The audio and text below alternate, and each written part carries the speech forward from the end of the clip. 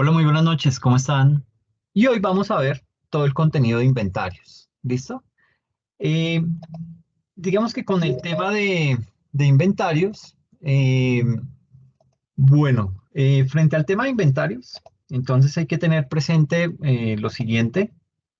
Mm, digamos que cuando uno habla de inventarios, pues necesariamente tiene que meterse o involucrarse con, digamos que, determinar el costo de esos inventarios, ¿ok?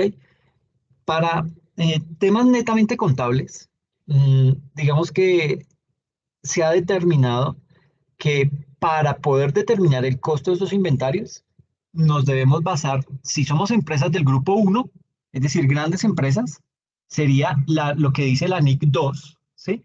O si somos una pyme, pues básicamente nos compete todo lo relacionado con la sección 13 del estándar internacional para pymes, ¿ok? Ahora bien, digamos que los lineamientos para poder determinar ese costo fiscal de esos inventarios, eh, digamos que todo eso se encuentra estipulado en el artículo 66 del Estatuto Tributario. Eso implica que dicho valor, digamos que estaría básicamente conformado por lo siguiente. Tenemos el costo de los inventarios, tendríamos inicialmente lo que es el precio de compra, obviamente, de esos inventarios, en primera instancia, digamos que luego el valor de la factura, ¿sí? A eso habrá que contemplarle todo el tema de aranceles e impuestos no recuperables, todo lo que tiene que ver con los costos de almacenamiento, los costos por carga y descarga de mercancías y otros costos directamente atribuibles. Todo eso hace parte del famoso costo de los inventarios, ¿ok? Ahora, y digamos que en lo que respecta o lo que tiene que ver con los costos de almacenamiento, básicamente la norma nos indica que esos costos de almacenamiento podrán cargarse siempre que sean necesarios durante el proceso de compra. Por ejemplo, digamos que en un periodo de cuarentena, previo a la disposición del inventario, pues eso que nos costó almacenar esa mercancía, pues ese será un costo que podemos capitalizar, es decir, hace parte de ese valor de los inventarios.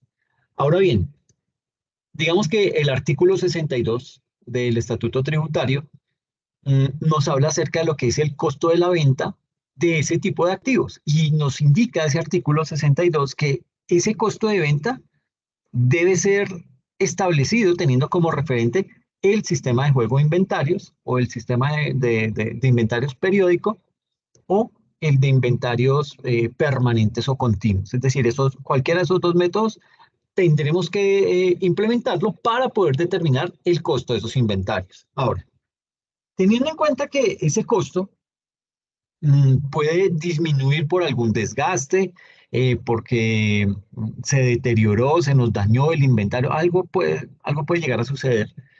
Es importante recordar que la pérdida registrada por el concepto del deterioro parcial del valor de ese inventario solo puede llegar a ser deducible del impuesto de renta cuando el activo sea vendido. ¿Ok? Y de la misma manera, cuando ese inventario se encuentre deteriorado por completo, ese valor puede deducirse del impuesto de renta solamente si ese activo es destruido y además se conserva un documento debidamente firmado por el representante legal, un documento en donde básicamente se indique cuál fue la cantidad que se deterioró, se indique una pequeña descripción del producto, cuál era su costo fiscal unitario, cuál era su costo fiscal total y que se justifique su obsolescencia o destrucción junto con las pruebas pertinentes. Esto es muy común que pase, sobre todo en temas como los laboratorios, ¿sí?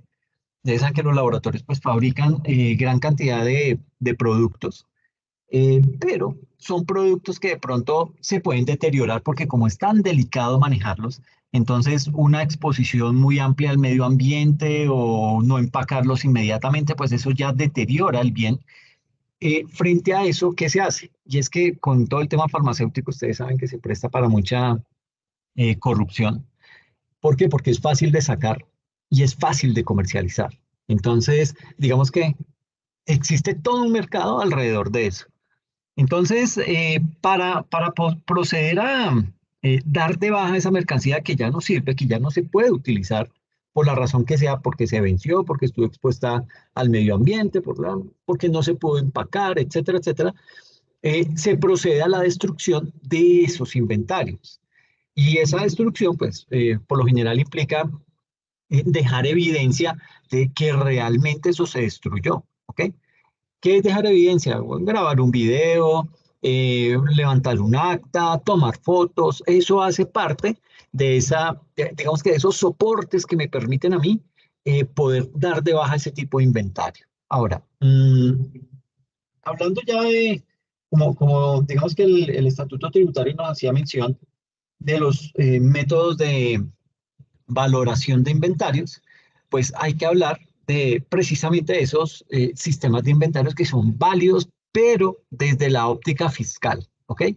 Entonces, desde esa visión o desde esa óptica contable y fiscal, las personas naturales y jurídicas que posean inventarios de mercancías para la venta, ese tipo de personas pueden utilizar cualquiera de los siguientes dos sistemas para poder determinar el costo de sus mercancías vendidas. El primero de ellos es el juego de inventarios o sistema periódico, que básicamente consiste en, digamos que este tipo este método de valoración de inventario es como el más cansón, en el sentido en que hay que realizar una toma física de inventarios, es decir, ponerse a contar, ¿sí? Y a partir de ese proceso podrá ejecutar la siguiente operación matemática. Dice, inventario inicial más las compras menos el inventario final. Esto me da el costo de mis inventarios, ¿ok? Por este método, por el método del juego de inventarios o sistema periódico. Pero existe otro que se denomina el de inventario permanente o continuo. Para este, digamos que se nos indica que este tipo de método de valoración de inventarios permite la afectación en tiempo real de la cuenta de inventarios a lo largo del año, logrando así definir en todo momento el costo de las mercancías vendidas y el saldo final de sus inventarios. Era un poco el ejercicio que ustedes hacían en la unidad número uno, en donde en la medida que iban vendiendo, pues iban afectando la cuenta de costo de inventarios, ¿ok? Ahora, digamos que entre los años como 1995 y por allá 2016, mm, todo lo que tiene que ver con el artículo 62 del Estatuto Tributario, en ese lapso de tiempo, exigía que esos contribuyentes que estaban obligados a contar con firma de contador o de revisor fiscal en su declaración de renta, solo utilizaran para efectos fiscales el sistema de inventarios permanentes o continuos. Ese era el único método de inventario que se le permitía a ese tipo de personas. ¿Ok? Eh, digamos que no se permitía para ellos lo que se conoce como el juego de inventarios o sistema periódico, pero luego de la modificación que se hizo a través de la ley 1819, que fue una reforma tributaria, y yo lo he dicho varias veces, fue una reforma tributaria con muchos tintes de reforma estructural, esa reforma a través de su artículo 62 eliminó esa restricción. Entonces ya se puede utilizar o bien sea el sistema de juego de inventarios o sistema periódico o el de inventarios permanentes o continuos. ¿Ok? Ahora bien, digamos que eh, referente bueno, digamos que aunque la norma que estaba vigente hasta el año 2016 exigía que los contribuyentes que estaban obligados a contar con la firma de contador o de revisor fiscal en la elaboración de sus declaraciones tenían que usar el sistema de inventario permanente, eh, digamos que ahí es importante destacar que la DIAN emitió un concepto por allá en el año 2000, y en ese concepto la DIAN concluyó que no se podía imponer ninguna sanción si decidían usar el sistema de inventarios periódico. Digamos que se prohibía, pero si alguien lo hacía, decía, bueno, como que no tenemos las herramientas, no tenemos los dientes necesarios para poder aplicar sanciones. Nos toca aguantarnos eso. Entonces, así estuvo hasta que ya en el año 2016 dijeron, dejemos de bobear con eso quitemos esa restricción y que pues dependiendo a como lo consideren, pues cada persona jurídica que aplique cualquiera de estos dos métodos de juego de inventarios. Entonces, digamos que la aplicación de, de ese, de ese concepto, del concepto que había emitido la DIAN, esa aplicación de esa norma implica que si al utilizar el sistema de inventarios periódico se obtiene un costo de mercancía vendida superior al precio de venta, superior al precio de venta de esas unidades, eso digamos que nos llevaría a que existiera una pérdida en la venta de inventarios. Entonces, ¿qué pasa? Que cuando eso se da, la norma fiscal no acepta esa pérdida. ¿Ok? Eso hay que tenerlo presente porque eso se nos puede presentar, pero no podemos hacer uso de esa pérdida. ¿Ok? Entonces, cuando ese tipo de situaciones llega a presentarse o suceda, el contribuyente, ¿qué debe hacer? El contribuyente va a tener que limitar el costo de la mercancía vendida hasta el valor de la venta. ¿Ok? Más de eso no lo puede eh, aceptar. ¿Ok? Ahora, cuando se utiliza el sistema de inventarios permanentes, no hay ninguna norma que prohíba que se genere una pérdida en ventas de mercancías. Es decir, bajo el sistema permanente, el costo de la mercancía podría llegar a ser superior al valor bruto de las ventas. Y ahí no pasa nada. El problema está en el juego de inventarios o sistema periódico. ¿Ok? Mm, y hablemos entonces de lo que es la disminución del inventario. Sucede que el artículo 64, para efectos del impuesto sobre la renta, indica que el inventario podrá disminuir por los siguientes conceptos. ¿Cuáles son esos conceptos? Por inventarios que son de fácil destrucción o pérdida, que básicamente estos inventarios de fácil destrucción o pérdida, digamos que cuando se hable o cuando se esté tratando de faltantes de inventarios de fácil destrucción o pérdida, nos indica que las unidades del inventario final pueden disminuirse en un 3%. ¿Ok? Digamos que ese es el tope que nos permite la ley, hasta un 3% de la suma del inventario inicial más las compras. Pero en caso de demostrarse la ocurrencia de hechos constitutivos de fuerza mayor o de caso fortuito, puede aceptarse disminuciones mayores, pero hay que entrar a justificar, hay que tener documentado el tema, qué fue lo que pasó para que me permitan poder aplicar esa pérdida mayor al 3%. ¿Listo? En segunda instancia, tenemos lo que son los inventarios dados de baja. Esto hace referencia a los inventarios dados de baja por obsolescencia. ¿M? Y que deben ser destruidos, ¿ok? Deben ser destruidos, reciclados o chatarrizados, siempre que sean diferentes a los inventarios de fácil destrucción o pérdida, serán deducibles del impuesto sobre la renta a su precio de adquisición, más los costos directamente atribuibles y de transformación en caso de que les sean aplicables. Digamos que en este caso, de los inventarios dados de baja, eh, digamos que ahí para la aceptación de esa disminución se requiere como mínimo un documento en el que conste la siguiente información: cuánta fue la cantidad, ¿m?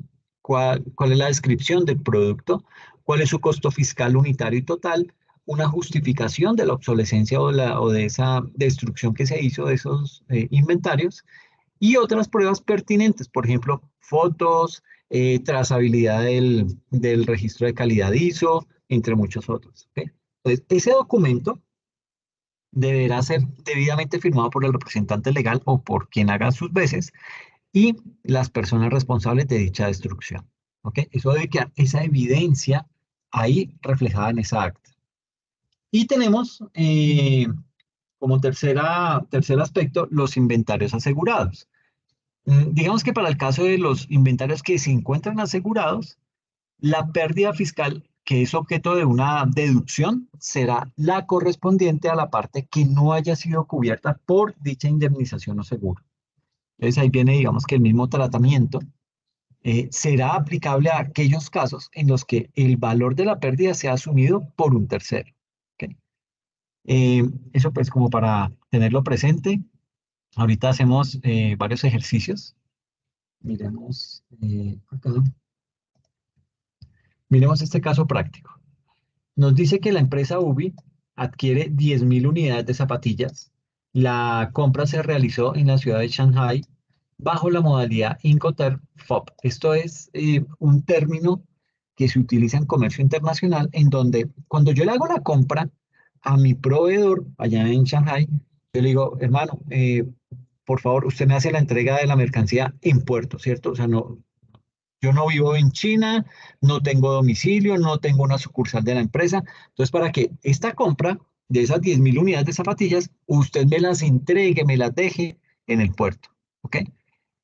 Por lo general, este FOB significa free on board, es decir, libre cuando está a bordo del barco. ¿Ok? Hasta ahí llega la responsabilidad del proveedor. Del barco para allá, ya viene la responsabilidad mía. ¿Ok? Eso es bien, bien importante tenerlo claro, porque hay muchos aspectos que juegan en este tipo de situaciones. Entonces nos dice que compramos esas zapatillas y lo hicimos, se realizó esa compra en Shanghai bajo la modalidad Incoterm FOB.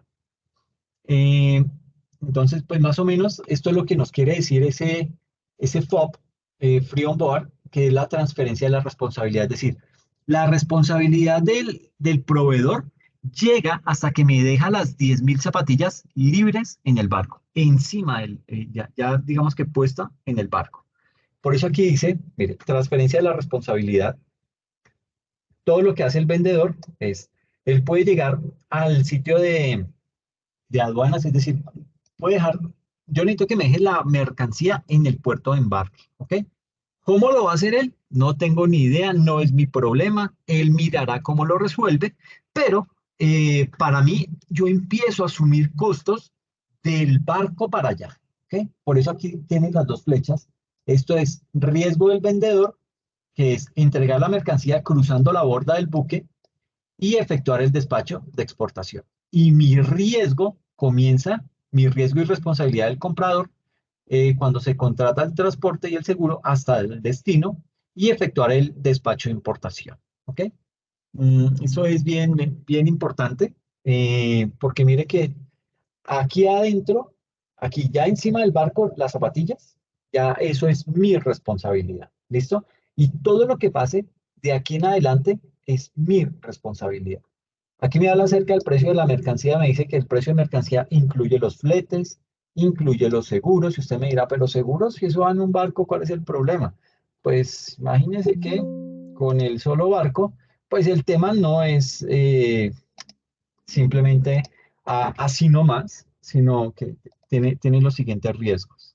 Miren lo que puede pasar con un barco en alta mar. Yo soy David Tamés, fundador y CEO de All In Logistics.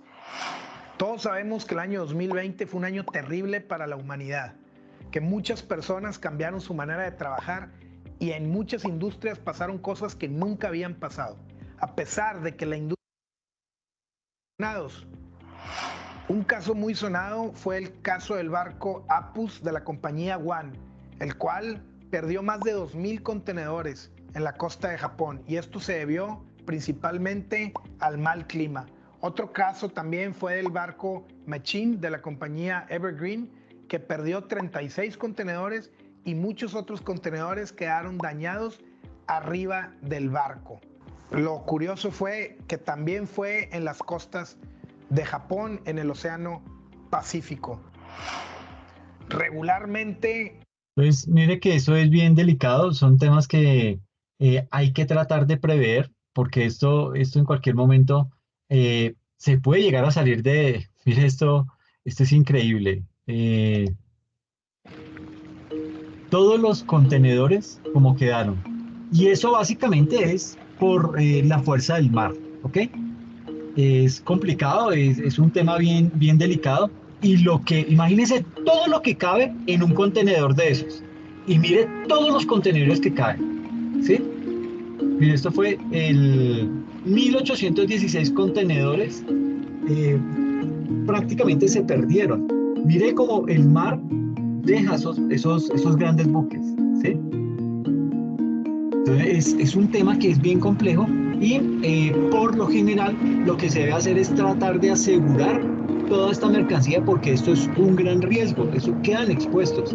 Y no sé si han tenido de pronto oportunidad de ver los videos en donde se han caído cargamentos de iPhones al mar y hay pesqueros que se dedican solamente a mirar cuando, digamos que cuando encuentran esos containers flotando en el océano, van, lo rescatan y se hacen toda la superplata porque esos contenedores, vuelvo y les digo, vienen llenos de teléfonos en ese caso.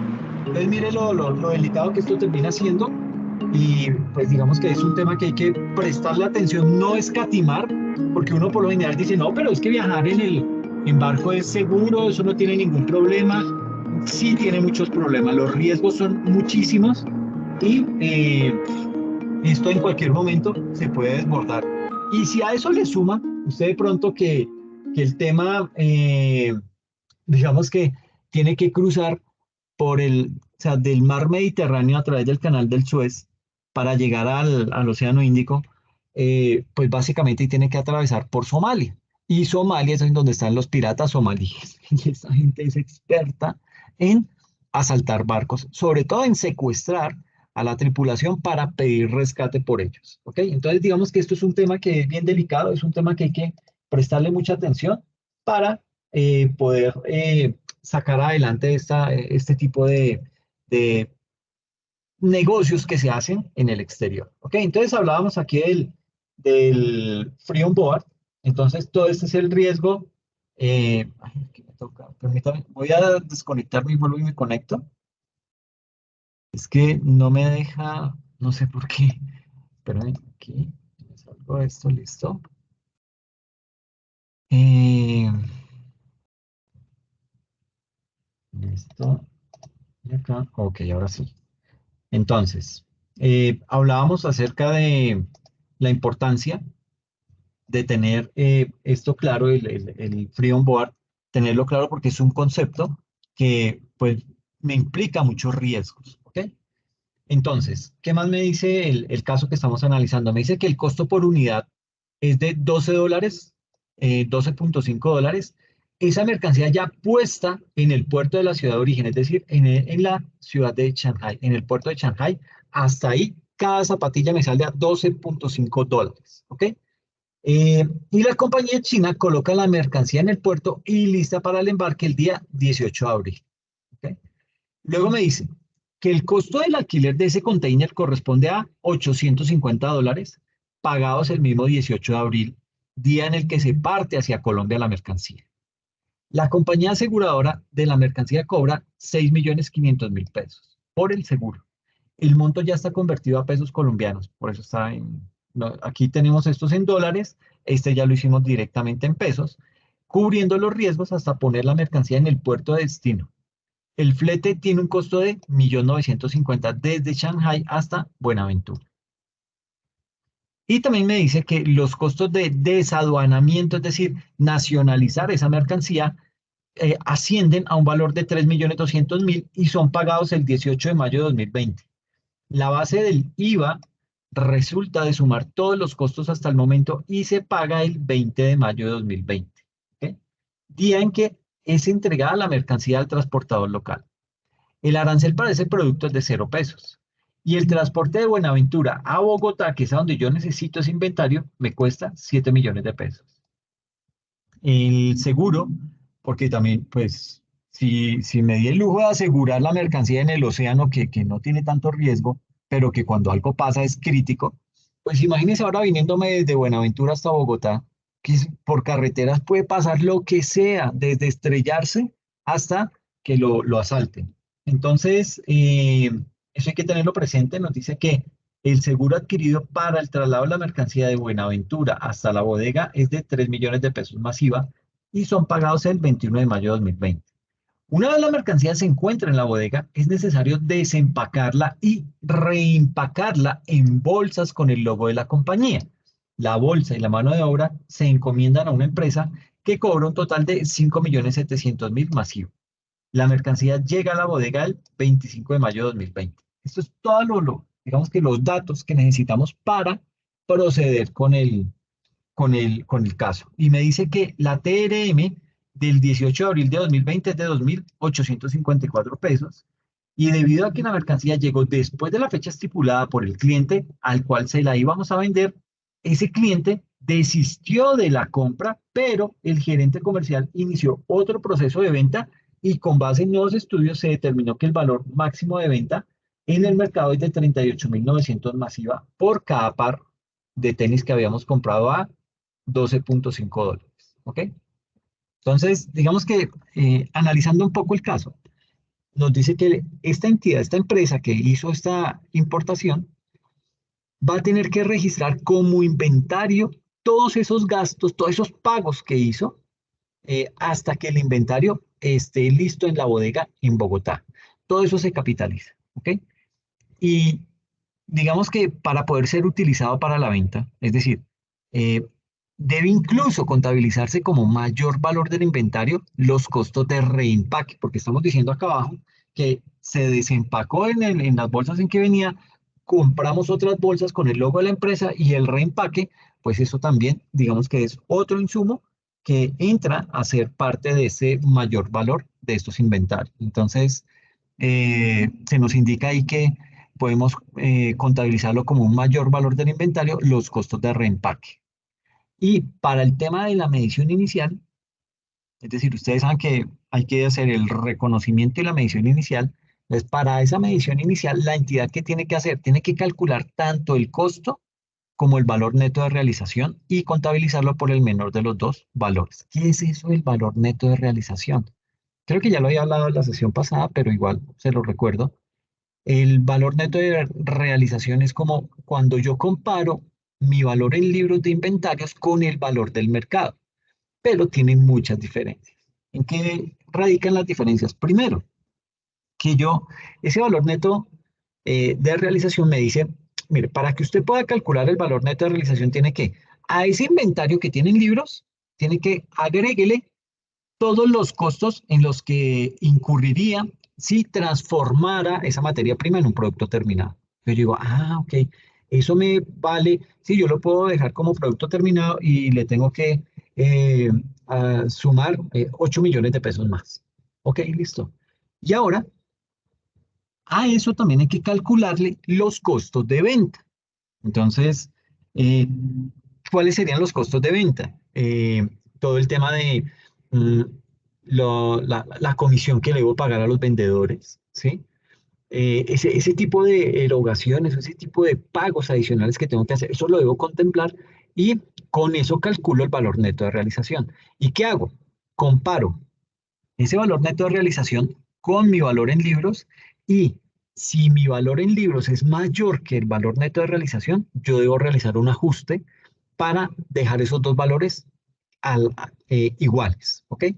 Entonces, hago el ajuste, eso es un gasto, llevo ese gasto a mi contabilidad y ajusto el valor de los inventarios. Y eso es bueno hacerlo, ¿por qué?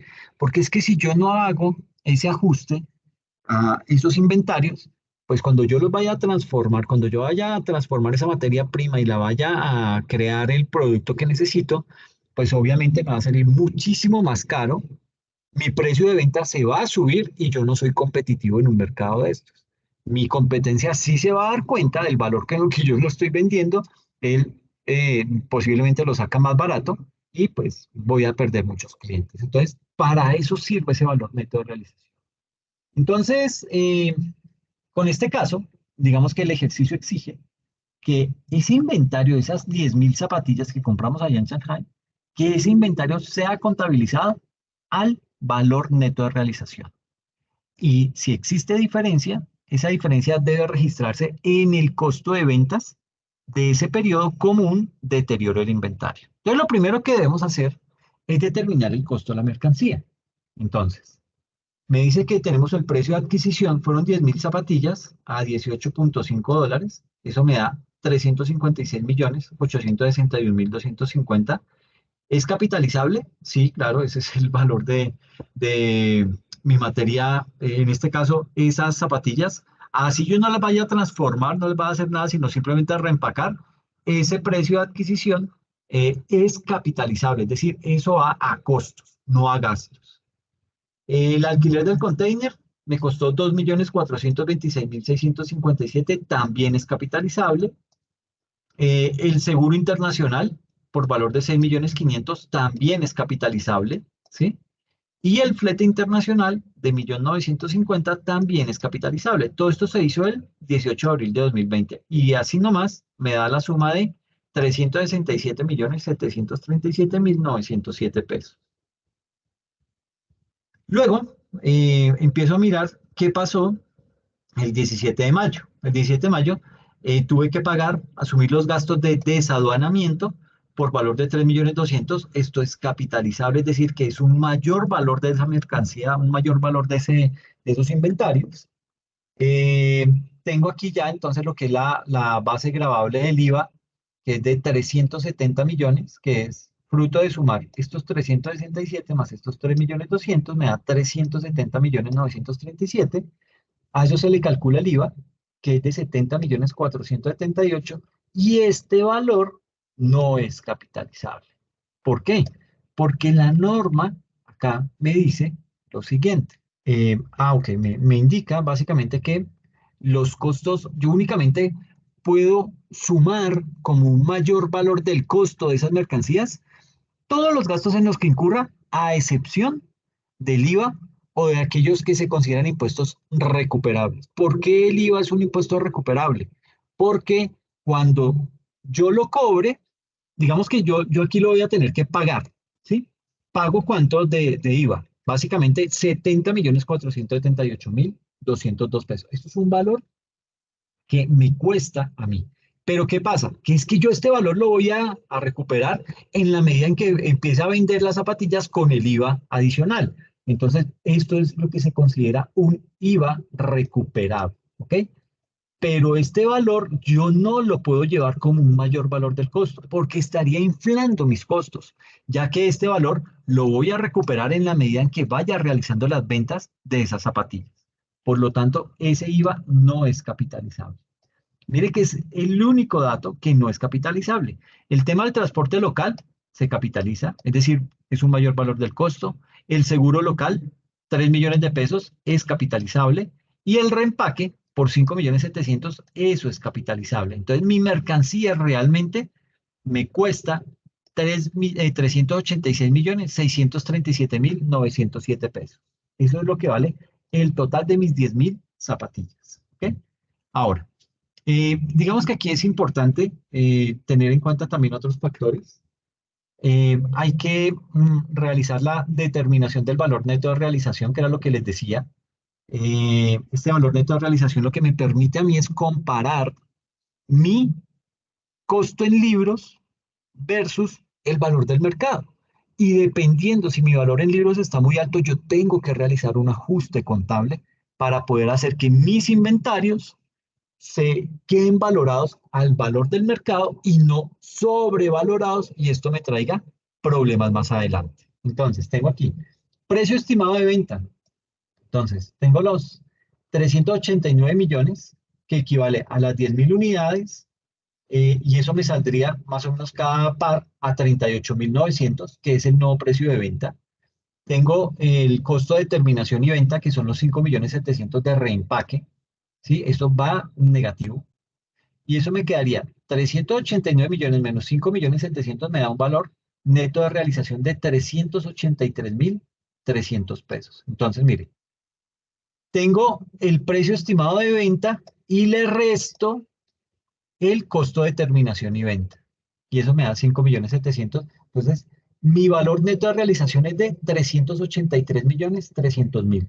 ¿Ok? ¿Contra qué lo comparo? Contra mis libros de contabilidad. Entonces digo, nota, podemos observar que ese valor neto de realización es menor que el costo de la mercancía. Por este motivo, la entidad no debe proceder a la contabilización de su inventario al valor neto de realización, es decir, debe contabilizar el deterioro del inventario. Eh, Básicamente tenemos lo siguiente. Valor neto de realizaciones. Los 383.300, 383.300.000, que es el valor neto de realización, este valor debe ser menor que el costo de la mercancía. El costo de la mercancía es de 637.907. ¿Ok?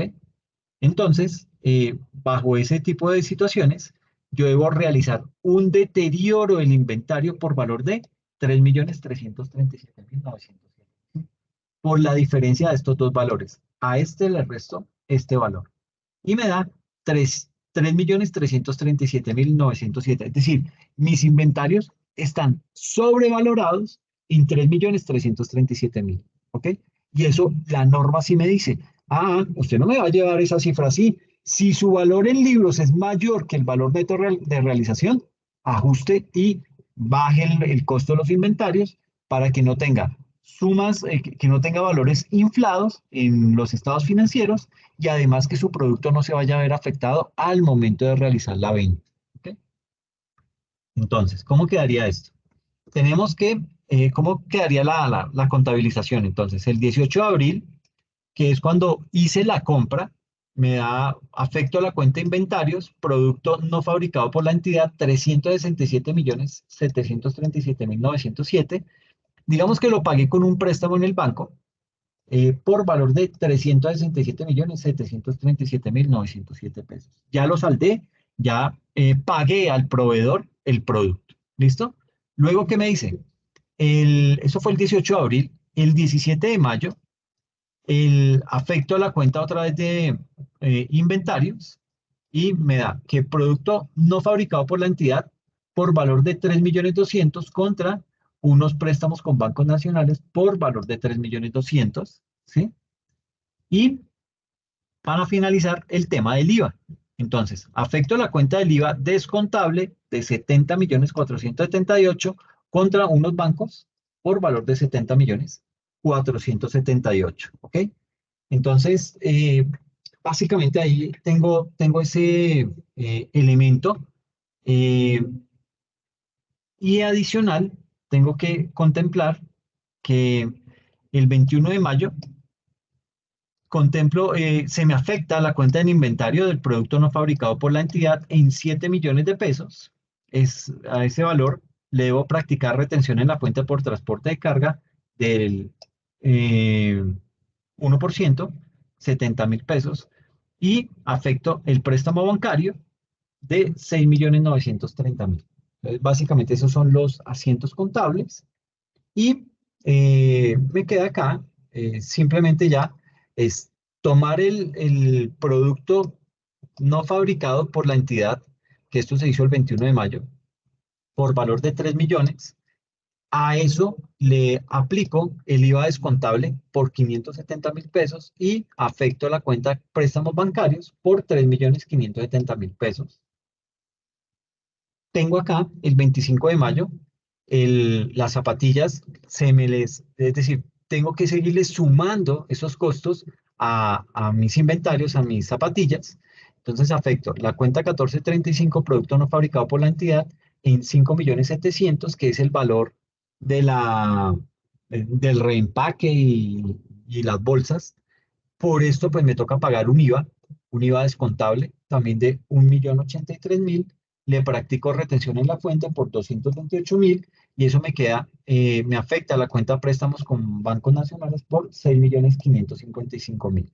¿Listo? Y el 25 de mayo también se presenta lo del deterioro. Entonces tengo que afectar la cuenta de mercancía no fabricada por la empresa al crédito 3.337.000 contra una cuenta del gasto que es deterioro del valor por 3.337.907 al débito. ¿Ok?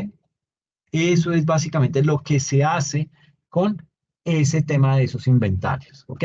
Hay que tener muy presente para los inventarios qué es lo que se capitaliza, qué es lo que va a ser un mayor valor del costo y qué es lo que definitivamente no hace parte del componente del costo. ¿Ok?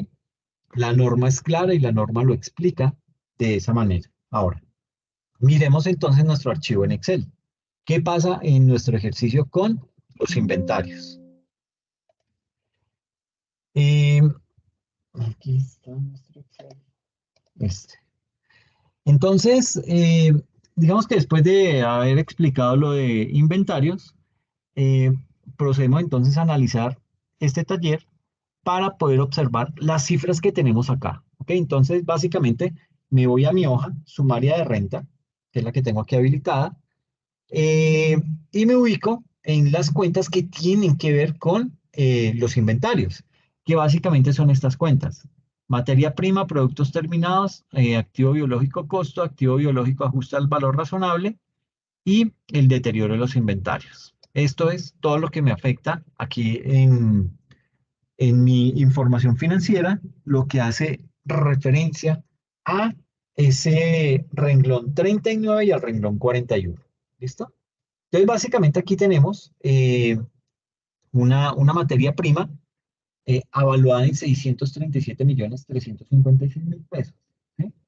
Que esa materia prima pues pasa directo, digamos que el saldo contable que tengo acá, ese, ese saldo contable que tengo acá de mi materia prima, no se ve afectado por ningún tipo de ajuste ni nada de eso. Lo llevo aquí al saldo de la declaración. Ese valor va para mi declaración. Tengo todo lo que tiene que ver con los productos terminados, avaluados en 524 millones. No se le aplica ningún ajuste. Ese es un valor que yo me debo llevar para mi declaración de renta. Tengo acá, estos son de activos biológicos del renglón 41. Entonces me voy con este deterioro de inventarios por valor de 26.620.000. Entonces aquí lo tengo. Se supone que ese deterioro me va a restar lo que tengo, lo que estoy afectando a mis inventarios, tanto de materia prima como de producto terminado. Entonces estos 26.620.000 entran aquí restando, pero yo no le voy a hacer nada a eso porque digamos que el deterioro de los inventarios es simplemente un tema que es 100% contable. No tiene ninguna implicación desde lo tributario, que era lo que explicábamos al comienzo, ¿no? Que decíamos que pues hay algunos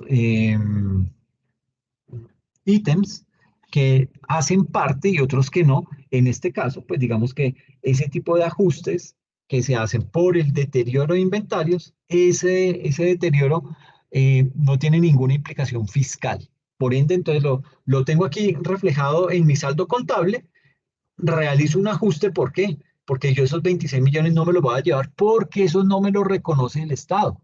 Entonces, ¿para qué los voy a meter allá? Entonces, simplemente esta operación que hace, me hace. ¿Listo? ¿Qué me afecta el renglón 39?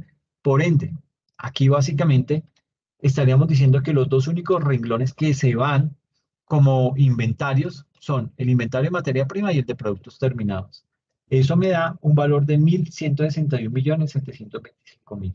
¿Ok? Si lo miramos acá, inventarios, 1.161.725.000. ¿Ok? Entonces, digamos que volviendo al tema de los inventarios, en primera instancia, si existe un valor neto de realización, hay que determinar si ese valor neto de realización existe o no, hay que contemplarlo, hay que calcularlo y con base en el resultado analizarlo y aplicarlo, pero en segunda instancia, podemos observar que la compañía tiene unos activos biológicos que son estos dos que aparecen acá, el renglón 26 y el 27, que habla acerca del activo biológico costo y activo biológico ajuste al valor razonable, pero estos digamos que no lo vamos a relacionar con el inventario, ¿sí? Sino que eso les vamos a dar un tratamiento de activos biológicos de otra manera, ¿ok? Por ende, hacen parte, ese par de activos biológicos al renglón 41 en el formulario 110. Ese tipo de activos biológicos hace referencia a algún ganado que tiene la empresa, ¿sí? Hay ganado que se utiliza para la pajilla y básicamente es un caballo que embaraza a todas las yeguas, ¿sí? Pero eso se hace a través de ese tipo de métodos. Le extraen el semen al caballo y se lo inyectan a cada una de las yeguas y de esta manera pues quedan embarazadas. Entonces, para el caso de los inventarios, esos inventarios se reflejan en el renglón 39 de mi formulario de declaración de renta. Aquí está, renglón 39, inventarios por 1.161.725.000 pesos. ¿Listo? Ahora, si ustedes observan, Digamos que hemos realizado dos tipos de ajustes, ¿sí? Aquí en mi sumaria de renta. A nivel de inventarios, hemos realizado, bueno, un ajuste para el activo biológico, ajuste al valor razonable, y hemos realizado un ajuste para el deterioro de los inventarios, ¿ok? Digamos que aquí, hasta este punto, los inventarios no los hemos tocado, ¿sí? Los hemos dejado tal cual están en la contabilidad, ¿sí? Entonces, en este tipo de situaciones pueden aparecer preguntas como, por ejemplo, ¿y si hay descuentos en compras de inventarios? ¿A dónde llevo esos descuentos? Recuerden que los descuentos en compras de inventarios se llevan siempre como un menor valor de los inventarios o como un menor valor del costo de ventas. Pero la recomendación es llevarlo como un menor valor del costo de ventas. Obviamente con el objetivo que ese valor reduzca el costo de la entidad, que en últimas es lo que busca la norma. Ahora, si se decide por llevarlo como un menor valor del inventario, cuando el inventario se vende, termina afectando ese costo. ¿Ok? Entonces, recordemos que todos los descuentos en compras no son ingreso, ¿sí? Los descuentos en compras van a ser un menor valor del costo, mientras que los descuentos en ventas no son un gasto, sino que van a ser un menor valor del ingreso. Así las cosas, tenemos esas diferencias que es importante conocerlas. Ahora bien, este tipo de situaciones no tienen ningún impacto en materia fiscal. Es decir, lo que haga en el área contable referente de los descuentos va al área fiscal. Los descuentos en compras son un menor valor de la compra y para efecto fiscal pues tiene el mismo tratamiento. Ahora bien, eh, miremos que hay inventarios de materia prima. Esos inventarios de materia prima, pues básicamente me voy para mi hoja de inventarios acá abajo, aquí la tengo, mírenla, hoja de inventarios. Me voy a ir para mi hoja de inventarios y me ubico en este desglose de materia prima, ¿sí? Básicamente aquí, ¿qué podemos observar? Aquí podemos detectar los productos con sus saldos iniciales. Entonces tenemos el azúcar, ¿sí? Su saldo inicial, el agua tratada y el gas carbónico. Esos son mis elementos esenciales. Entonces, básicamente, aquí lo que se hizo fue detallar nuestros inventarios, a los cuales, digamos que eso es un tema de una muy buena práctica. Eh, digamos que ahí entonces se detallan esos inventarios para que en nuestro caso tenemos unos inventarios como el azúcar, como el agua tratada, como el gas carbónico, cada uno con su respectivo movimiento. ¿Ok? Acá, pues digamos que lo tenemos. ¿Qué pasó con el azúcar cuando se compró? Ah, sí, mire, la compramos en 315 millones. Se hicieron unas compras por 5 millones 600. El saldo final es 365 millones. Luego de todo esto, eh, vienen los inventarios, pero ya de productos terminados. O sea, aquí teníamos inicialmente lo que era el desglose de los inventarios de materia prima. Ahora miremos el desglose de productos ya terminados, ¿sí? Pues como les decía, nuestra empresa es una empresa de bebidas, ¿sí? Y encontramos detallado por cada producto el valor que es el costo, el valor costo antes del ajuste, es decir, de 524 millones 369 mil, y el valor neto de realización es de 516 millones. Y el deterioro resulta por 26 millones 620 mil. Ahora bien, si nosotros miramos con mucho cuidado, con mucho detenimiento, la columna del valor neto de realización, que está acá en la columna, en esta columnita, todos esos son datos que digamos que le pertenecen a ese cuadro de control en donde se habla acerca del desglose de productos terminados. ¿Ok? Mm, digamos que, ¿cómo se establece el valor neto de realización en este caso? Mm, digamos que aquí hay que ubicarnos en las columnas. Entonces, aquí tenemos básicamente lo que es el costo de la venta. Ese costo no es igual a la cuenta 52, gastos de ventas, sino que se compara con el valor neto de realización, que es el precio estimado de venta menos los costos de venta. ¿Ok? Lo que me cuesta vender esos bienes. ¿Ok? Entonces, aquí básicamente encontramos que en cada producto el valor neto de realización es mayor que el costo que tenemos en libros contables, con una sola excepción, que son las bebidas de 250 centímetros cúbicos. Entonces aquí tenemos la cantidad, el costo unitario, el precio de venta y la comisión de ventas. Entonces tenemos cantidad 122.000, costo unitario 672, precio de venta 760.000. Y listo. Sí, eso fue lo que se hizo ahí. Entonces tenemos la cantidad, el costo unitario y el precio de venta y las comisiones de ventas. ¿Ok? Entonces, pues básicamente ahí lo que se hace es calcular ese valor neto de realización. ¿Listo? Entonces aquí que, digamos que para nuestro caso, esta empresa que estamos analizando, nuestra empresa es una empresa de bebidas y encontramos detallado por cada producto el valor o el costo antes de ajustes, que fue 524.369.000 pesos. Y nos dice que el valor neto de realización le salió por 516.015.000 pesos. Entonces, pues ahí digamos que la norma es clara, nos dice, bueno, si es mayor el de los libros de contabilidad, pues corríjalo usted, señor contador, y tiene tanto de plazo para que lo haga. ¿Ok? Eh, digamos acá que, bueno, ese mm, deterioro, pues digamos que si miramos con detenimiento ese valor neto de realización que está entre la columna 143 y 150, ¿m? O sea, todo esto. Eh, aquí, digamos que en ese momento, entonces, mire, tenemos aquí la columna, básicamente es esta, sí, esa tabla.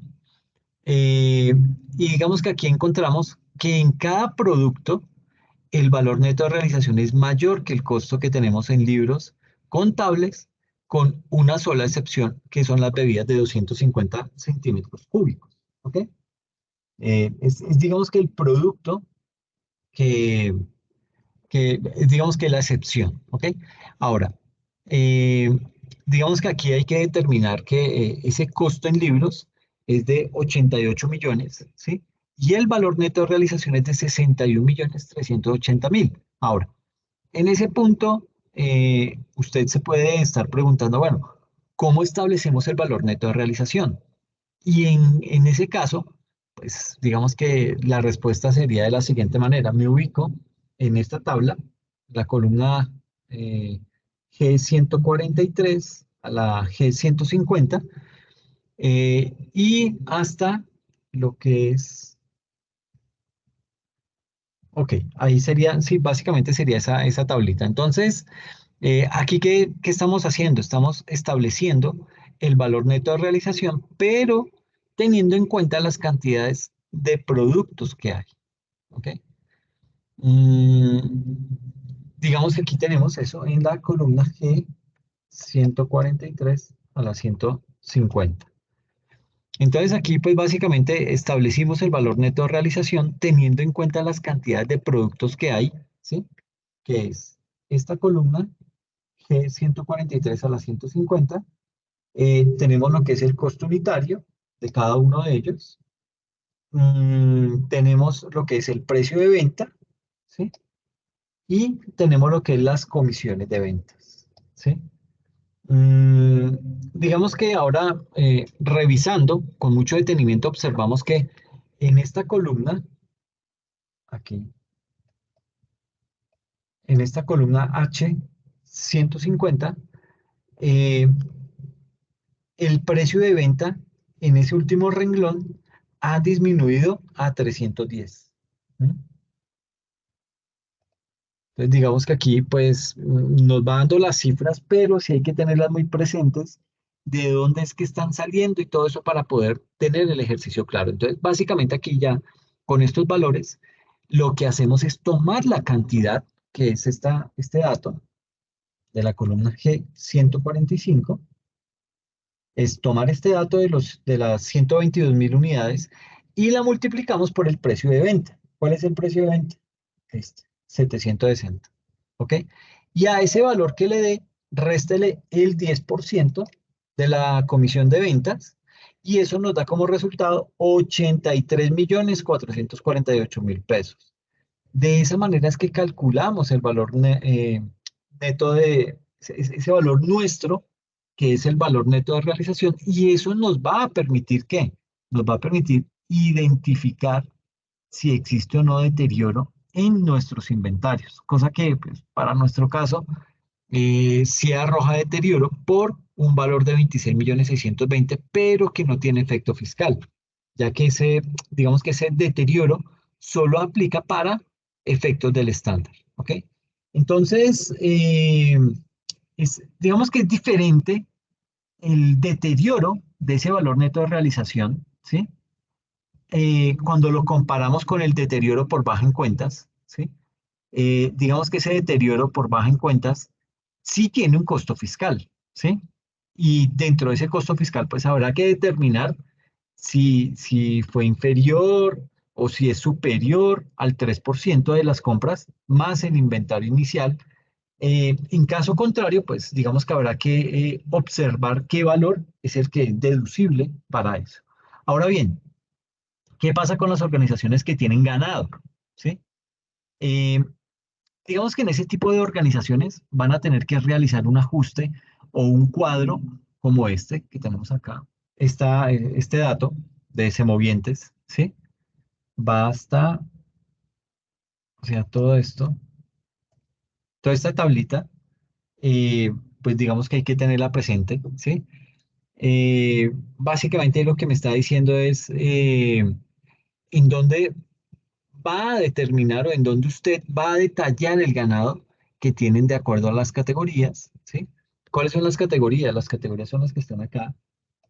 Dice edad, los terneros de 6 a 12 meses, los toretes de 12 a 24, los toros reproductores de 2 años en adelante y los machos de levante 8,12 meses, ¿ok? Mm, digamos que ahí están esas edades. Y la otra columna de nuestra tabla es lo que se conoce como el saldo inicial, ¿ok? Este saldo de NIF. Eh,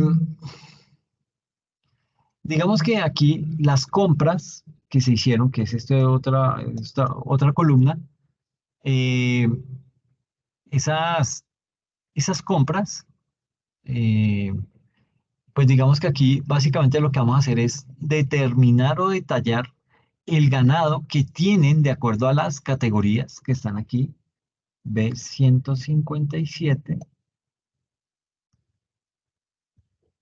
a la... Ay, se me perdió.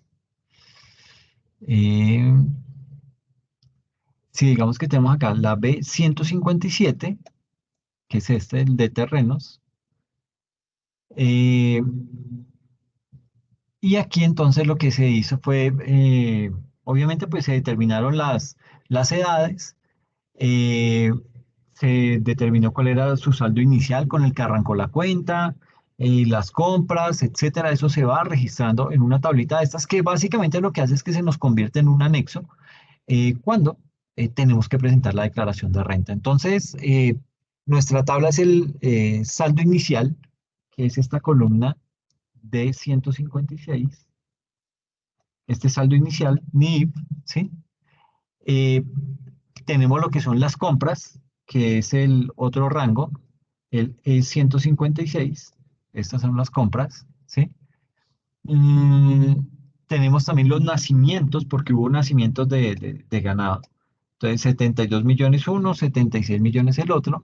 Entonces, recuerden que los nacimientos en este tipo de activos se miden al valor razonable, pero esto no tiene efecto fiscal. Es decir, las muertes, este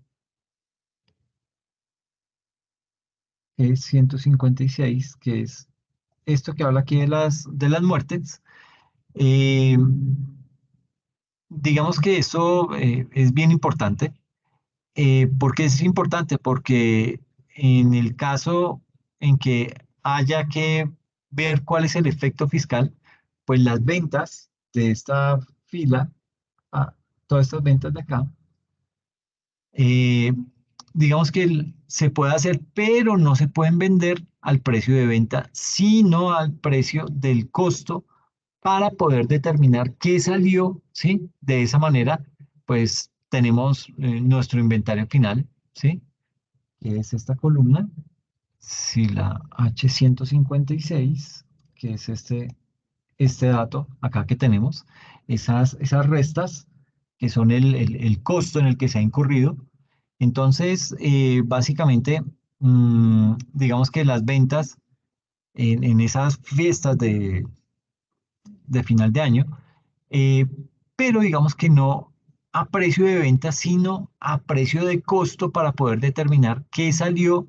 De esa manera tenemos nuestro inventario final del ganado y luego de esa, digamos que a partir de de esa manera tenemos nuestro inventario final, que es esa columna I-156, esta saldo final, ¿sí? Ese saldo final del ganado y luego valorizo por su valor razonable. ¿Cuál fue el valor razonable? Este. Entonces, en el producto terneros, en terneros tenemos que costó 491 millones, ¿sí? Pero el valor razonable lo tiene medido en 495.000. ¿Listo? 693 millones para lo de que compró, bueno, para esos son los 693 millones fruto de esta operación, ¿sí? Mm, digamos que esto, pues, vuelvo y digo, se valorizó al valor razonable. eh, y entonces, digamos que siempre vamos a tener cuadros como lo que tenemos acá, estos cuadros, perdón, esto, este tipo de cuadritos, ¿sí? ¿Y qué se hace en esos cuadros? Pues básicamente se está calculando la variación del valor razonable, ¿sí? Por 32 millones 67 mil, que es básicamente por unos nacimientos que hubo de nuevos animales por 148 millones, ¿sí? Se le restan esos, bueno, aquí se le restan, no sería la palabra, sino que aquí básicamente lo que se hace es que se calcula la variación del valor razonable, que fue de 32 millones 67 mil, que es básicamente por nacimientos 148 millones, eh, por muertes por 46 millones de pesos, y con eso, ¿qué se puede hacer? Con eso ya podemos calcular el total de los ajustes. Hacemos esta operación, menos las muertes, y me da 134 millones 76 mil, perdón, 134 millones 67 mil pesos, ¿ok? Todo esto son actividades que en caso de tener ganado, lo tendremos que realizar, ¿ok? Hoy en día, pues son muy pocas las empresas que se dedican a esto, pero no falta que salga alguien que esté en este tipo de situaciones. Eso mismo pasa con las empresas que tienen inventarios y que tienen producción, ¿sí? Todo lo que tenemos acá en la columna. Tenemos todo eso en la columna 164, B164, y va hasta la 678. Entonces, toda esta tablita que tenemos acá, digamos que esta información resulta ser importante, determinar cuál es su saldo inicial. Ese saldo inicial está acá. Entonces aquí tenemos saldo inicial 1.151 millones. ¿Cuál es su materia prima? 579 millones. ¿Ok? ¿Cuáles son los productos terminados? 572 millones. ¿Cuáles son las compras y costos? Entonces aquí lo tenemos discriminado. por materia prima, todo lo que es la depreciación, los seguros, seguros de personal, otros costos indirectos de fabricación. Todo eso son las normas que rigen las compras y los costos y que, eh, digamos que incluyen lo que es la materia prima, que la tenemos aquí en este 170, mírenla, por 11.270 millones, ¿sí? Tenemos la depreciación, que está acá, por 131 millones. Todo lo que es los seguros del servicio, mm, de ese servicio de personal temporal, que está aquí en la fila 173, está. Eh, todo lo que tiene que ver con los otros costos indirectos de fabricación por 1.933 millones. Y aquí hay que tener en cuenta el juego de inventarios de materia prima, ¿sí? ¿Qué es esto? Tenemos acá unos saldos finales, a esos saldos le metemos todo lo de, pues básicamente todo lo que nos hace falta. Y de esa manera, pues nos queda ya el tema mucho más ordenado. Esto, como les he dicho, estos son anexos del tema de la declaración de renta que estamos presentando. Por eso es muy buena práctica tener todos esos anexos ahí para que sea simplemente remitirnos a este documento y no estar ahí, ¿será que sí? ¿Será que contesté bien? ¿Será que contesté mal? Etcétera, etcétera. Entonces, siempre es bueno realizar este tipo de ejercicios. ¿Para qué? Para tener la plena seguridad que mi costo de venta está siendo bien calculado y sobre todo en empresas industriales. Entonces, pasando de nuevo aquí a nuestra hoja sumaria de renta, podemos observar lo calculado en nuestros inventarios, ¿sí? Entonces aquí tenemos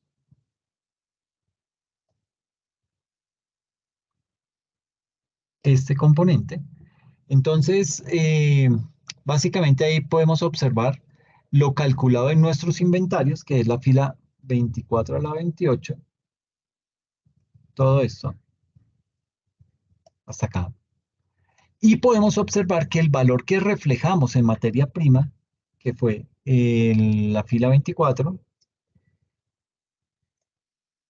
637 millones, procede de nuestra hoja de Excel. Estos 637 millones viene de un balance de prueba que tuve que realizar, bueno, que básicamente son datos que ya vienen de tiempo atrás, pero básicamente lo que se quiere mostrar con este tipo de información es que se parte de una información ya de algún tiempo y con base en eso, pues digamos que ya empieza uno a mejorar lo que es la representación de esas cifras en la declaración de renta. Entonces, aquí podemos observar que ese valor que estamos reflejando en materia prima procede de esta hoja que se llama BP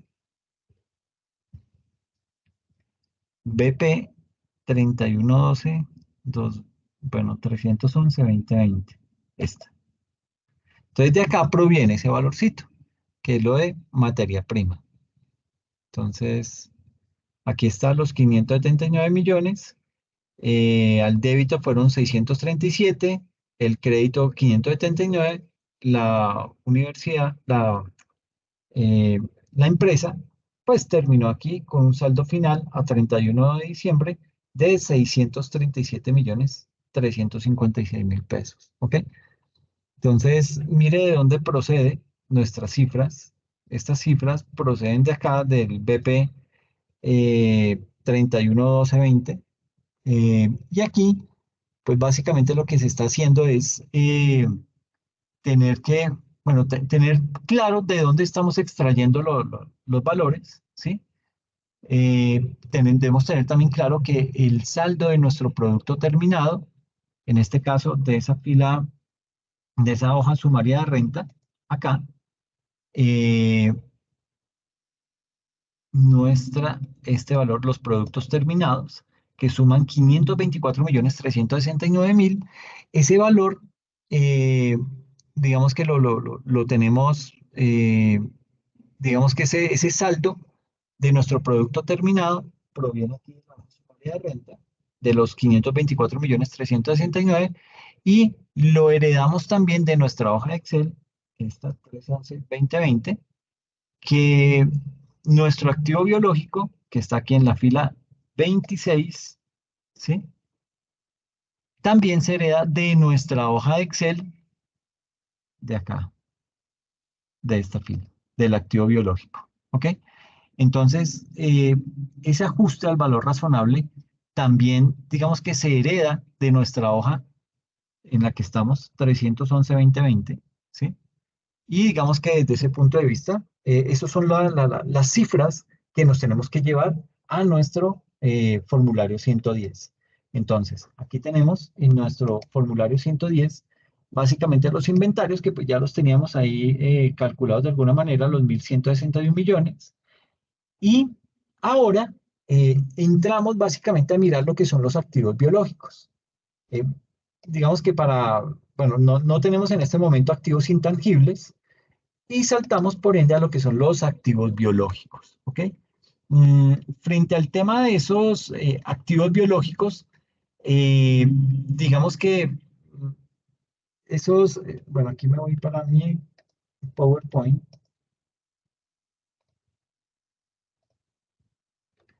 Aquí básicamente podemos indicar que esos activos biológicos, de acuerdo con el artículo 92 del Estatuto Tributario, ese artículo nos indica que los activos biológicos se dividen en plantas y animales. ¿Ok? Eso es un activo biológico. Y esa disposición de esa definición, digamos que se ajusta a la definición que expone el estándar internacional cuando por allá en la NIC 41 habla acerca de los famosos activos biológicos. Entonces, digamos que a partir de la interpretación de ese estándar internacional en el que hoy en día estamos inmersos, los activos serán clasificados como biológicos mientras se conserven en el marco de una actividad. Pero tiene que ser una actividad agrícola, ¿sí? Es decir, como una actividad que implica gestionar la transformación o la recolección de dichos activos. ¿Para qué? Para poderlos destinar a la venta o convertirlos en un producto agrícola ya. ¿Listo? Eh, básicamente, digamos que reconociendo toda esa amplitud y para efectos de la determinación de la renta bruta especial, pues el legislador optó por establecer dos categorías especiales de activos biológicos que no están contempladas explícitamente por el estándar internacional. ¿Cuáles son esas clases de esos activos biológicos? Entonces, permítame que esto aquí no me están dando, no sé por qué. Mm,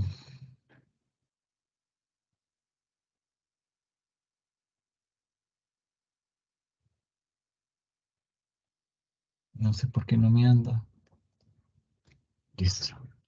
Entonces, básicamente aquí tenemos unos activos biológicos que se denominan productores, ¿sí? Según el artículo 92 del Estatuto Tributario, y tenemos otros activos biológicos que son consumidores, ¿sí? Que los cubre el numeral 2 del artículo 92 del Estatuto Tributario, ¿ok? Mm, digamos que aquí cuando se habla en principio, de estos activos biológicos productores, ¿sí? Digamos que según el numeral 1 del artículo 92 del Estatuto Tributario, ahí nos indica que los activos biológicos productores deberán ser utilizados en la producción o en el suministro de bienes agrícolas o pecuarios durante más de un periodo fiscal, y además deberá existir una probabilidad remota de que sean vendidos como producto agropecuario sin incluir esas ventas incidentales de raleos y podas, ¿ok? Entonces, en ese orden de ideas, y conforme a lo que hemos señalado en el artículo 93 del Estatuto Tributario, ese tipo de activos biológicos van a ser tratados como propiedad, planta y equipo. ¿Por qué tratados como propiedad, planta y equipo? Porque van a ser susceptibles de depreciación. ¿Por qué depreciación? Porque hay que tener en cuenta las limitaciones previstas para su procedencia. Ahora bien, esa disposición final que está determinada en el artículo tercero perdón, en el numeral tercero del artículo 93, discrepa de lo que son los métodos reconocidos por el estándar internacional. Recordemos que este último reconoce tres métodos de depreciación a utilizar. los cuales deberán ser adoptados por la entidad de conformidad con sus políticas. Y esos son, aquí tenemos el método de depreciación de línea recta, el método de depreciación decreciente y el método de depreciación por unidades de producción. Entonces, básicamente acá, el numeral 3 contempla únicamente el método de línea recta. ¿Ok? Y indica que ese método de línea recta es un método reconocido para efectos fiscales sobre los denominados activos biológicos productores. Y de esta manera, ¿qué hace? Establece una serie de cuotas iguales durante la vida útil del activo, la cual deberá sustentarse con un medio técnico elaborado por un experto en la materia. ¿Ok? Bien, digamos que en cuanto a lo que es la determinación de ese costo fiscal de esos activos, se establece que corresponderá el valor de adquisición más todos los costos devengados hasta que el activo esté en disposición de producir por primera vez. Eh, y ahí hay que mencionar que en esta medición, como regla general, dista del contenido del estándar internacional, el cual dispone que los activos biológicos sean medidos al valor razonable, siempre que ese valor razonable, eh, digamos que ese valor razonable pueda ser calculado con fiabilidad y sin incurrir en costos o esfuerzos desproporcionados. Ahora bien, aunque el numeral 4 del artículo 93 contempla la medición del valor razonable, también señala que ésta solo tendrá efectos hasta el momento de la venta del activo biológico. ¿Ok? Entonces, esos activos biológicos, bueno, desde el punto de vista de los consumibles, tenemos que las disposiciones fiscales para estos activos biológicos consumibles frente a los denominados activos biológicos consumibles, que fueron los que vimos, bueno, eh, bueno, digamos que aquí estos activos biológicos consumibles eh, están perfectamente descritos en el numeral 2 del artículo 92 del Estatuto Tributario. Y ese artículo señala que van a ser clasificados dentro de categoría de consumibles eh, aquellos que cumplan con las siguientes características. Entonces, primero que procedan de activos biológicos productores, ¿sí? O su ciclo de producción es inferior a un año. Y en segunda instancia, su finalidad es venderlos o enajenarlos en el giro ordinario de los negocios, consumirlos, de los negocios o consumirlos para un proceso de transformación posterior. ¿Ok? Entonces, aquí hay que decir que el artículo 94 del Estatuto Tributario, ¿qué hace o qué nos dice? Señala que para efectos fiscales y en el caso de los obligados a llevar contabilidad, esos activos se tratarán como inventarios de conformidad con las reglas previstas en ¿dónde? En el Estatuto Tributario. Entonces, esta disposición básicamente se encuentra en consonancia con lo que está establecido por el estándar internacional, en cuyo párrafo 13 de la NIC 41 establece puntualmente que los productos agrícolas cosechados o recolectados que procedan de activos biológicos de una entidad, esos se van a medir a su valor razonable menos los costos de venta en el punto de cosecha o de recolección. Y esta medición podemos decir que es el costo a esa fecha. Cuando se aplique la NIC 2, denominada inventarios, u otra norma que sea de aplicación. Entonces, al igual que para el caso de los activos productores, se contempla la medición a valor razonable como un método adoptado por el estándar internacional sin efectos fiscales hasta el momento de la enajenación de ese activo biológico. ¿Ok?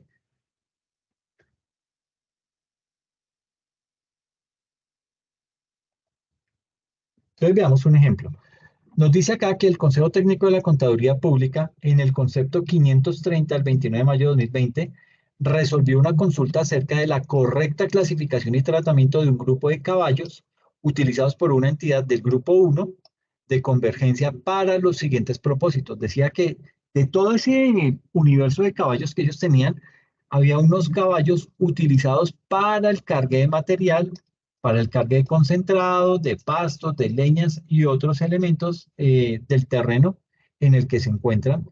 Pero también existen unos caballos que se tienen para exposiciones en eventos y ferias. Y por último, unos caballos utilizados para la generación de pajillas. ¿Ok? Entonces, de acuerdo con ese pronunciamiento o en ese concepto del Consejo Técnico de la Contaduría Pública, digamos que la entidad debe realizarse las siguientes preguntas para poder definir si el grupo de caballos los puede clasificar como activo biológico. Entonces, ¿se trata de animales vivos? Sí, estos son animales vivos. ¿Sufren transformación biológica? Sí, claro, mientras crecen, ahí hay una transformación biológica. Y la entidad los mantiene con el propósito de venderlos, generar otros productos agrícolas o para la producción. Digamos que estos conceptos son válidos. En ese tipo de casos, entonces digamos que la opinión del Consejo Técnico de la Contaduría Pública indica que aunque los caballos son animales vivos y sufren una transformación biológica, la entidad debe tener en cuenta los siguientes puntos. Es en primera instancia que los caballos utilizados para el cargue de material, para el cargue de concentrados y otros elementos, sufren una transformación biológica.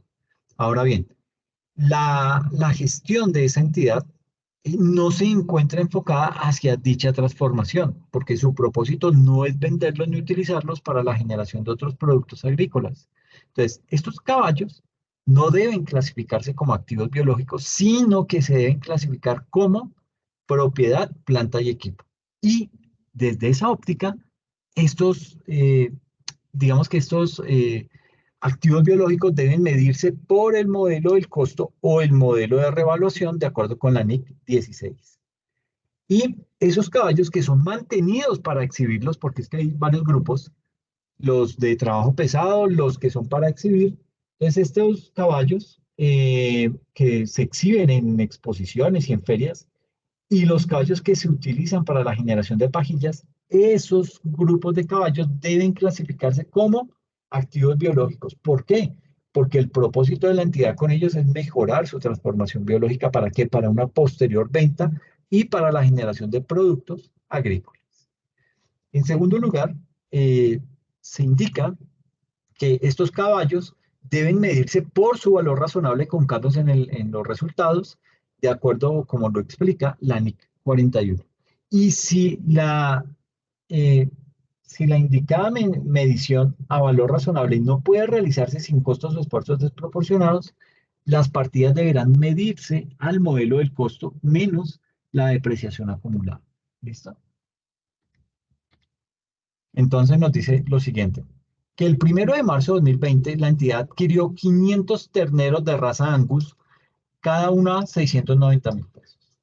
Esos animales serán destinados para la producción de pajillas. Las pajillas contienen el semen de los toros que se conserva para diversos fines, ya sea para efectuar inseminaciones artificiales o con la intención de perfeccionar condiciones genéticas de las razas. Eh, y digamos que aquí, digamos que esos caballos se van a utilizar, esos 500 terneros que se compraron de raza Angus, se van a dedicar a la producción de pajillas y a la reproducción de ese tipo de raza, ¿ok? Entonces la entidad espera que esos semovientes duren 3 años, concepto que entrega un perito. Dice, miren, ese tipo de activos duran 3 años. Hasta el 31 de diciembre de 2020, fecha en la cual los terneros están listos para la producción, la compañía incurrió en los siguientes costos relacionados con el crecimiento de los semovientes. Entonces, tenemos acá que en vitaminas se fueron 30 millones, ¿sí? Que en alimentación se fueron 25 millones y en servicio veterinario se fueron 10 millones. Esto nos suma 65 millones. Entonces, pues básicamente aquí hay que mirar la cantidad, son 500, ¿sí? Entonces, pues digamos que se prorratea el valor y entonces nos da como costo unitario 60.000 pesos para eh, todo el tema de las vitaminas, 50.000 pesos para todo el tema de la alimentación y 20.000 pesos para todo lo que tiene que ver con el médico veterinario. ¿Ok? Entonces, hasta ahí, digamos que a 31 de diciembre de 2020 la entidad estima que el precio de venta menos los costos que están directamente relacionados con esa venta son de 1.200.000 pesos por cada res. ¿Ok? Entonces, mire, los habíamos comprado a 690 y los estamos vendiendo en 1.200.000 por cada res. Y sucede que los terneros adquiridos deben ser reconocidos como activos biológicos y deben ser también medidos al valor razonable, el cual constituye el precio de compra al 1 de marzo de ese año. Al 31 de diciembre de 2020, esta entidad debe ajustar su inventario a valor razonable menos el costo de venta, por lo cual se debe ajustar al precio por el cual sería vendido menos todo lo que son los costos de venta.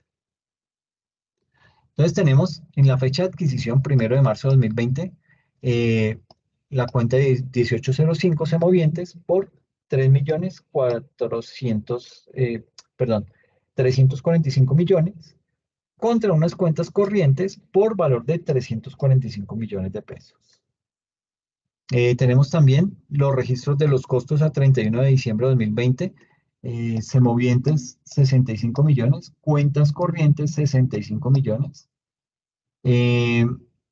Tenemos todo lo que tiene que hablar acerca de lo que es la estimación de la venta. Entonces eso me aplica para mi cuenta de semovientes por valor de 190 millones y tenemos otros activos biológicos que también valen 190 millones de pesos. ¿Okay? Entonces, el precio estimado de venta es 1.200.000 por 500 cabezas, eso nos da 600 millones. Menos los costos que hemos incurrido, 65 millones. Y el valor de la compra, que fue de 345 millones. Eso me da, perdón, eso me da un valor, un total de 190 millones de pesos. ¿Okay? Entonces, esos 190 millones de pesos, pues ya digamos que es el cálculo que hemos hecho y que ya registramos acá como semovientes al débito, 190 millones contra una cuenta del gasto de activos biológicos, 190 millones al crédito. ¿Listo? Y aquí viene pues lo que son los activos intangibles, pero pues de estos yo creo que hablamos la próxima sesión porque este es un poquito largo, este contenido, pero pues no es nada que no podamos ir manejando. Entonces, hasta aquí lo que fue el tema de inventarios y de activos intangibles. Quedamos entonces para la próxima, el video que les voy a subir este sábado, que hace referencia a estos activos intangibles. ¿Listo? Pues si no hay más preguntas, entonces pues les agradezco muchísimo. Estén pendientes del correo y nos vemos dentro de 8 días, ¿ok? Cuídense mucho. Ah, bueno, listo, profe. Bueno, muchísimas gracias. Bueno, a ti, Verónica, que estés bien. Hasta luego. Chao.